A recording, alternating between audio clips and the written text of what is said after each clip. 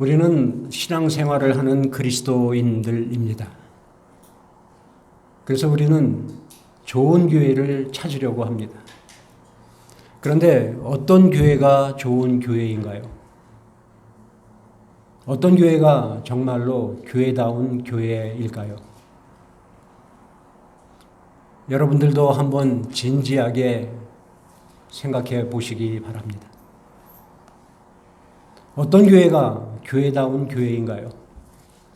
건물이 크고 아름다운 교회인가요? 아니면 교인 수가 우리보다 엄청 많은 교회일까요? 아니면 모든 시설이 잘 갖추어진 것이 아름다운 교회일까요? 그렇지 않을 것입니다. 그렇다면 우리는 어떻게 해야 교회다운 교회를 만들어갈 수 있을지 끊임없이 고민하고 생각해 보아야 할 것입니다. 먼저 교회다움을 평가하는 기준은 역시 하나님의 말씀에 있습니다. 하나님의 말씀이 바르게 선포되는지가 중요한 것입니다. 하나님께서는 사도 바울을 통하여서 이렇게 말씀하십니다. 오늘같이 교독한 3절 말씀입니다. 너희의 믿음의 역사와 사랑의 수고와 우리 주 예수 그리스도에 대한 소망의 인내를 우리 하나님 앞에서 끊임없이 기억함이니. 이 말씀에서 교회다운 교회, 하나님께 칭찬받는 교회, 하나님께서 기억하시는 교회는 세 가지 조건이 있는 것을 알 수 있습니다. 그 세 가지는 지난주에 살펴본 대로 믿음의 역사와 사랑의 수고와 소망의 인내가 있는 교회입니다. 저는 여기에 끊임없는 감사를 더한다고 말씀드렸습니다. 이것은 예수님께서도 주장하셨고 특히 사도 바울도 본인이 쓴 서신서에 강조하고 있습니다. 고린도전서 13장 13절에는 그런즉 믿음, 소망, 사랑 이 세 가지는 항상 있을 것인데 그 중에 제일은 사랑이라고 했습니다. 어떤 면에서 보면 믿음, 소망, 사랑은 복음의 삼위일체입니다. 교회의 믿음의 역사, 사랑의 수고, 소망의 인내가 있는 교회라면 그 교회는 교회다운 교회, 하나님께서 기억하시는 교회, 하나님께 칭찬받는 교회가 될 것입니다. 지난주에는 이 세 가지 요소 중에서 믿음의 역사를 회복하자라는 제목으로 하나님의 말씀을 들었습니다. 여러분 다 기억하십니까? 일주일밖에 안 됐는데 다 잃어버리셨죠? 그래서 제가 간단하게 다시 요약을 해드리겠습니다. 믿음은 하나님의 말씀을 들을 때 생긴다고 했습니다. 말씀을 전하는 목회자와 온전한 걸 전할 때 또 성도님들은 그 말씀을 주님의 말씀으로 들을 때 역사한다고 했습니다. 또 나에게 좋은 말만 듣는 것이 아니라 하나님 말씀 그대로를 들어야 한다고 했습니다. 그렇게 말씀을 전하는 목회자와 말씀을 듣는 성도님들이 집중해서 하나님의 말씀을 들을 때 성령 하나님께서 역사하신다고 했습니다. 그래서 우리에게 믿음이 생기고 그 믿음이 성장하여 우리의 삶이 믿음의 삶이 된다고 말씀드렸습니다. 기억하십니까? 전혀 처음 듣는 이야기죠? 오늘은 그 두 번째로 사랑의 수고를 회복하자라는 제목으로 하나님의 말씀을 들으려고 합니다. 사실 편의상 믿음의 역사, 사랑의 수고 따로 말씀을 드리고는 있지만 우리가 삼위일체 하나님을 구분하지 않는 것처럼 믿음의 역사와 사랑의 수고 역시 따로 생각할 수가 없습니다. 그저 편의상 나눌 뿐입니다. 우리가 예수님을 믿는다고 할 때 무엇을 믿는다는 말입니까? 우리가 믿는 믿음의 내용은 우리가 매일매일 고백하는 사도신경에 아주 잘 나타나 있습니다. 사도신경 내용에서 예수님에 대한 부분을 이렇게 고백합니다. 사도신경 한번 올려주시죠.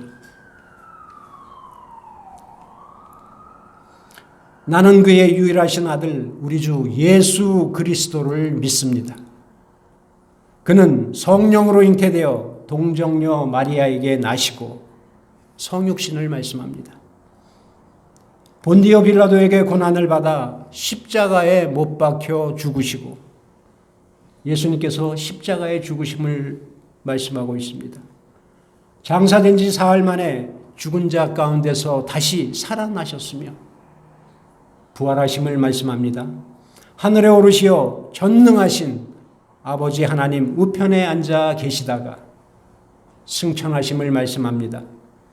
거기로부터 살아있는 자와 죽은 자를 심판하러 오십니다. 재림을 말씀합니다. 아주 짧은 말씀이지만 이 안에는 예수님의 성육신, 십자가에서 죽으심, 부활하심, 승천하심, 재림하심까지 예수님에 대하여 5가지 단계로 정확하게 표현하고 있습니다. 이 하나하나를 깊이 생각하면 우리는 하나님의 사랑, 예수님의 사랑, 그 사랑을 발견할 수 있을 것입니다. 우리는 하나님의 뜻을 거역하고 죄에 빠진 인간들을 위해 예수님을 세상에 보내주신 성부 하나님의 사랑을 발견할 수 있습니다. 또 성부 하나님의 뜻을 아시고 그대로 순종하셔서 이 땅에 비천한 인간의 몸을 입고 태어나신 예수님의 사랑을 발견할 수 있을 것입니다. 또 공생의 사역을 하시면서 당시 사회에서 인정받지 못한 여자들, 아이들, 병자들, 세리들, 죄인들을 사랑하신 예수님의 사랑을 발견할 수 있을 것입니다. 또 공생의 사역 마지막에 우리를 살리기 위해서 우리의 죄를 대신해서 십자가에 돌아가신 그 크신 사랑을 발견할 수 있습니다. 그래서 요한일서 4장 10절에는 우리를 사랑하사 우리 죄를 속하기 위하여 화목제물로 그 아들을 보내셨음이니라 라고 말씀하셨고, 또 로마서 5장 8절에 우리가 아직 죄인 되었을 때 그리스도께서 우리를 위하여 죽으심으로 하나님께서 우리에 대한 자기의 사랑을 확증하셨느니라 라고 했습니다. 또 요한복음 15장 13절에 사람이 친구를 위하여 자기 목숨을 버리면 이보다 더 큰 사랑이 없나니 라고 했습니다. 예수님은 죄인인 우리들을 살리시고 하나님과 화목해 하기 위하여 우리 대신에 십자가에 달리셨고 우리 대신에 죽으셨습니다. 그 외에도 승천하심에서 예수님의 사랑을 우리는 발견할 수 있고 재림하심에서도 우리는 예수님의 사랑을 발견할 수 있습니다. 그렇기에 우리의 가슴에서 예수님을 구주로 믿고 고백하는 사람들은 그 사랑에 감격하여 사랑을 고백하지 않을 수가 없는 것입니다.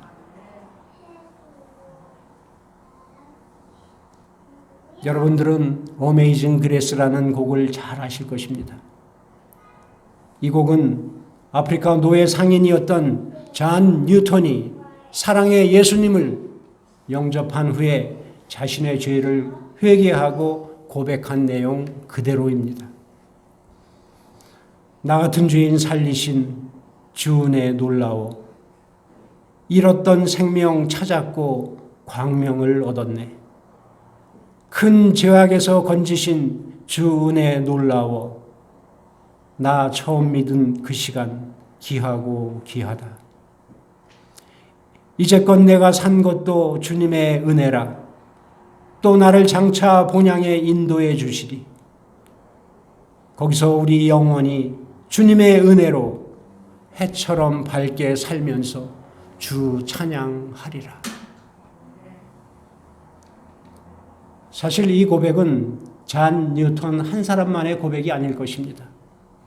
예수님의 사랑을 받은 우리 모두의 고백이 될 것입니다. 오늘 본문의 사랑의 수고 역시 데살로니가 교인들이 3주 동안 바울을 통해서 복음을 듣고 영접했을 때 나타난 현상입니다. 그들은 예수님을 영접하자 예수님이 베풀어 주신 크신 사랑에 견딜 수가 없었습니다. 그래서 그 사랑을 실천하는 삶을 살기 시작한 것입니다. 그 사랑의 수고의 삶이 데살로니가 지역을 뿐만 아니라 멀리 아가야까지 소문이 나기 시작했다는 것입니다. 그런데 여러분, 여기서 우리가 분명히 알아야 할 것이 하나가 있습니다. 이 사랑은 용기 있는 사람만 할 수 있다는 것입니다. 사랑은 용기 있는 사람만 할 수 있습니다. 사랑한다는 것에는 반드시 고통과 아픔이 뒤따르게 됩니다. 사랑을 한다는 것에는 헌신이 뒤따르게 됩니다.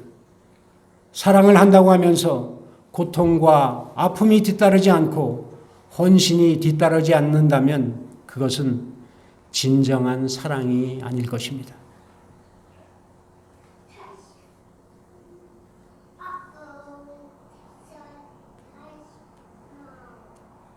결혼식을 할 때 빠지지 않는 것이 한 가지가 있습니다.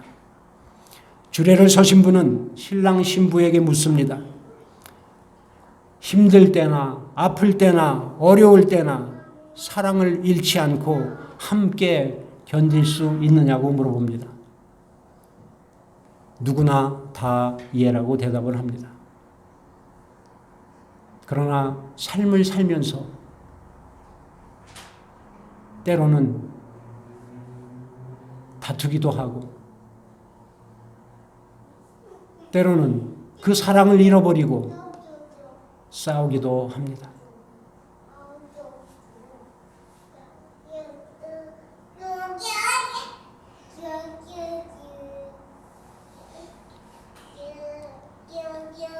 그러나 우리는 진정한 사랑은 결혼 서약에 약속했듯이 그 사랑을 잃지 않고 사랑하는 것입니다. 예수님께서 우리를 사랑해 주셨듯이 우리도 그렇게 사랑을 해야 하는 것입니다. 오늘 본문에서 사랑의 수고라고 명확하게 표현해 놓았는데 수고라는 말은 헬라어로 코포스라고 합니다. 이 코포스는 엄청난 노력이 기울어진 고생이라는 뜻이 들어 있습니다. 이 고생은 부부지간에도 부모 자식 간에도 친구 사이에도 더 나아가 하나님께서 우리를 사랑하신 것처럼 우리도 하나님을 사랑하고 또 교우들을 사랑하고 교회를 사랑하는 것도 똑같습니다. 용기가 있어야 하고 고통과 아픔과 헌신이 뒤따라야 하는 것입니다. 오늘 데살로니가 교회 교인들이 그랬습니다. 그들이 바울을 통해서 전해준 복음을 듣고 예수님으로 인하여 구원해 주신 그 큰 사랑을 받아들였습니다. 하지만 복음을 영접하자 그들에게 따라온 것은 핍박과 박해였습니다. 개인적으로 박해를 받았습니다. 데살로니가 교회 전체가 박해를 받았습니다. 하지만 그들은 예수님을 사랑하기에 예수님을 향한 사랑을 포기하지 않았고 교회를 사랑했고 교우들을 사랑했습니다.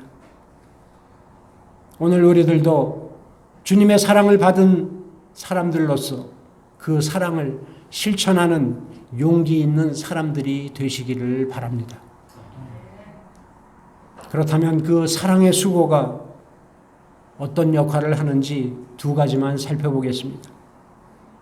먼저 사랑의 수고는 이웃들에게 하나님의 존재를 증명해 줍니다. 여러분, 기독교와 다른 종교의 차이가 무엇입니까?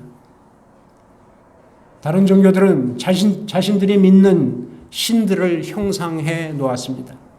불교가 그렇습니다. 힌두교가 그렇습니다. 하지만 우리 기독교에는 형상이 없습니다. 오직 하나, 기독교의 상징인 이 십자가 하나만 설치해 놓았습니다. 이 십자가 앞에서 절하거나 그러는 사람들 있습니까? 아무도 없을 것입니다. 그럼에도 불구하고 저와 여러분들이 예수님을 믿고 지금 예배를 드리고 있습니다.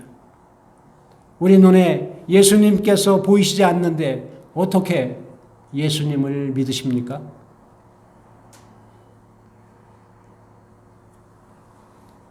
이는 우리가 신학적으로 이렇게 말씀드릴 수 있습니다. 창세전에 하나님께서 우리를 구원하시기 위해 이미 예정하셨고 하나님 때에 맞춰서 섭리해 주셨기에 우리가 예수님을 믿게 된 것입니다. 그렇지만 쉽게 생각하면 내가 지금 예수님을 믿는다는 것은 성령의 역사로 혹은 나를 인도한 전도자에 의해서 예수님의 모습을 보았기 때문 아닐까요?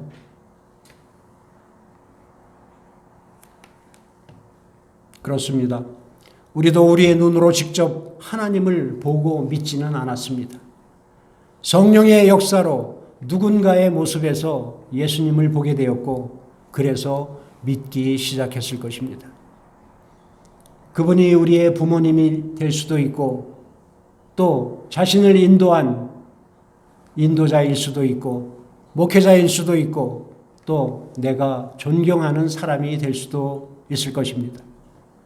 그러나 분명한 사실은 보이지 않는 예수님을 우리가 사랑을 통해서 세상 사람들이 예수님을 볼 수 있다는 것입니다.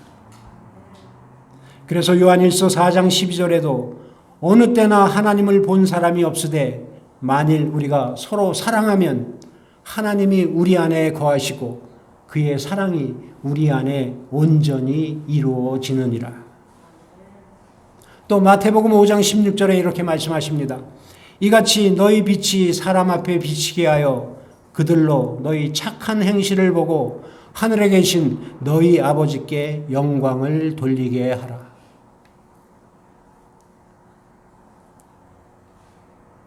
저는 시카고는 가보지 못했습니다. 그러나 시카고는 우리 뉴욕보다 더 춥다고 합니다. 1900년대 예화입니다. 다운타운에서 신문팔이를 하던 어떤 소년이 눈보라가 휘몰아치는 거리를 걸으며 추위와 배고픔으로 괴로워하고 있었답니다. 마침 지나가는 경찰을 붙잡고 그 고통을 호소를 했습니다. 지금 내가 너무 배고프고 추워서 견딜 수가 없으니 어디 도움받을 곳이 없을까요? 그 경찰은 신실하고 예수 잘 믿는 어떤 할머니의 집을 소개해 주면서 그 집에 가면 도움을 받을 수 있을 거라고 했습니다. 그러면서 설명을 덧붙입니다. 그 집에 도착해 벨을 누르게 되면 누구냐고 물을 것인데 그때 잔 316이라고 대답하면 할머니가 나와서 너를 도와줄 거라고 했다고 합니다. 그래서 아이는 잔 316이 무엇인지도 모르고 그것만 듣고 그 집을 찾아갔답니다. 그 집에 찾아가서 초인종을 눌렀더니 그 안에서 누구냐라고 할머니의 음성이 들렸습니다. 그래서 아이는 경찰의 말대로 잔이라고 대답을 했습니다. 그러자 안에서 잔후 당황한 아이가 잔 프롬 316이라고 대답을 했답니다. 그러자 문이 열리고 할머니가 나와 안으로 들어오라고 했습니다. 이 소녀는 잔 316이 무엇인지도 모르지만 경찰이 알려준 대로 그대로 행했고 자기 생각에는 그저 문을 여는 패스워드 정도라고 생각을 했답니다. 문이 열리고 할머니가 나와서 손이 꽁꽁 언 추위에 떠는 아이를 따뜻하게 먹이고 입히고 재워주고 모든 것을 다 했습니다. 음식을 다 먹은 후에 할머니께서 성경책을 들고 너는 존 3:16이 무슨 의미인지 아느냐라고 물었습니다. 소년은 대답합니다. 저는 존 3:16이 사람 이름이며 주소인 줄 알았습니다. 그러나 이제 보니 존 3:16는 닫힌 문을 열어주고 추위에 떠는 사람을 따뜻하게 해주고 배고픈 사람을 먹여주고 더러운 사람을 깨끗하게 해주고 피곤해 지친 사람을 편히 쉬게 해주는 것이라고 생각이 됩니다. 라고 대답했습니다. 그러자 할머니가 빙그레 웃으시면서 그래, 하나님의 사랑은 그 모든 것을 다 하신단다. 그리고 그보다 더 중요한 것은 예수 그리스도를 통해서 우리에게 영생을 주시는 것이라 라고 말씀하셨습니다.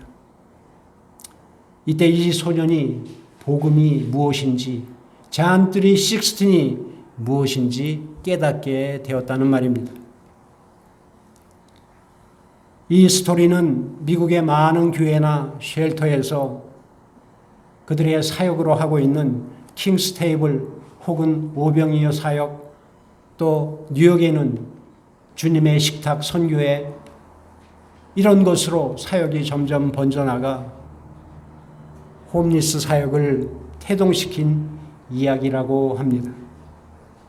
사랑하는 성도 여러분, 우리가 힘들지만 사랑의 수고를 해야 하는 이유는 나를 통해서 하나님을 보여줄 수 있기 때문입니다.